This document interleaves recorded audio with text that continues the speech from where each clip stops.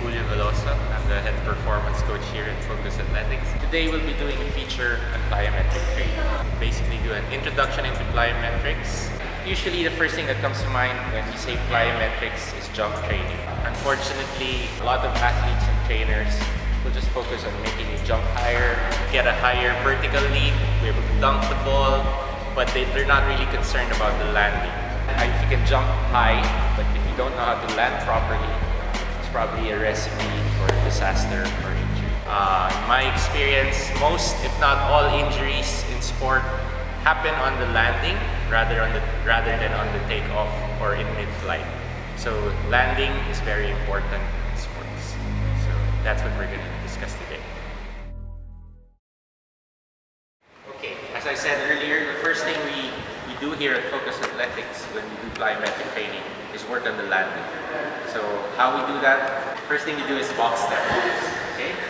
So with this drill, Paolo will just use a 18-inch box, and Paolo will step off with one foot, then land on both feet. What we want to focus on here is a soft landing. Second, you'll absorb the landing in an athletic stance.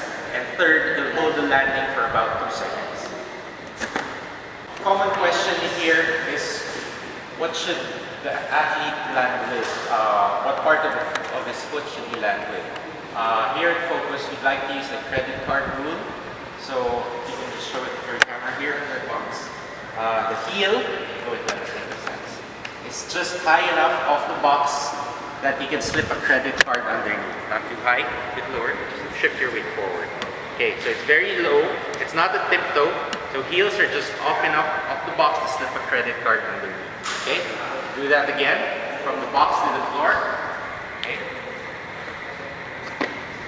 Step off, we want a soft landing, absorb the landing, go into an athletic stance, and third, hold it for 2 seconds.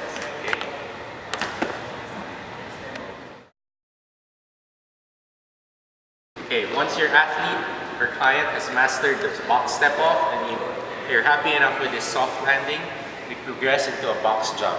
So we do the same landing we did on the floor, we'll do it on the box, incorporate it with a jump. Okay, so we get the soft landing, we get the athletic stance, we get the hold, and we get the credit card rule on the heels.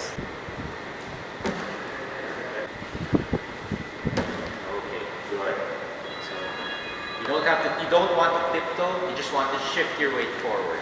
Now, one of the common questions you'll usually get is how high a box should we use for a box jump. So this is an 18-inch box, which is perfect for Paolo. Now we also have a 30-inch box over here. Paolo can probably do this, but Paolo, can you do one box jump? Okay, now if you notice, this landing he's actually in like a parallel squat where his thighs are parallel to the floor. You pause the takeoff, you'll actually see he's like in a quarter squat. Good athletic stance, defensive stance. The client can't hold that position on the landing, it means the box is too high.